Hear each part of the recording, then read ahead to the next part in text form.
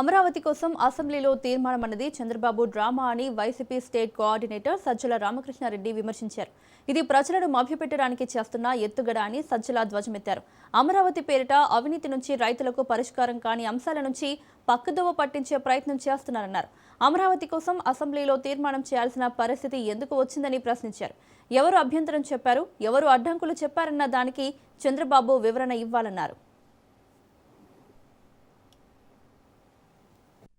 2014-19 మధ్య ఏం చేశాడయ్యా అంటే వేల ఎకరాల ల్యాండ్ పూలింగ్ అనే కొత్తది తీసుకొచ్చేసి హద్దులన్నీ చెరిపేసి సచివాలయము అసెంబ్లీ అనేటివి కట్టినవి ఏదైతే ఉన్నాయో అవి మళ్ళీ తాత్కాలికమంటూ అటు పక్కన పెట్టి ఇది కాదు నేను శాశ్వతంగా ఇంకోటి చేస్తానని మళ్ళీ ఒకటి మొదలుపెట్టి ఈ మొత్తం దానికి అసలు జస్ట్ రోడ్లు ఇన్ఫ్రాస్ట్రక్చర్ పూర్తి చేయడానికి ఎకరాకు 2 లక్షలు కావాలి.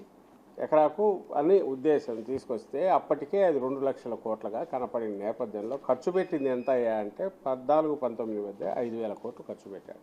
ఇది 5 ఏళ్లలో ఆయన చేసింది. ఈ అవినీతి యజ్ఞం ఏదైతే ఉందో ఓ భ్రమ క్రియేట్ చేసి ఒక పక్క ఒక అవినీతి యజ్ఞం మొదలు పెట్టావు.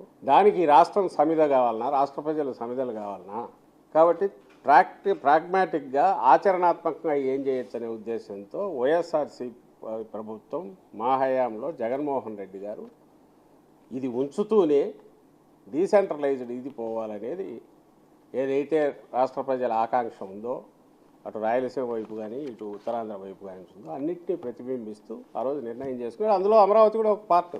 ఇప్పుడు 2 ఏళ్ళు అయింది చంద్రబాబు నాయుడు గారు వచ్చినాడు, చేస్తున్నాడు, నడుస్తోంది. ఎవరు ఆయన చేస్తుంటే అడ్డం పడినారు. పోనీ ఏం చేశాడు ఈ 2 ఏళ్లలో?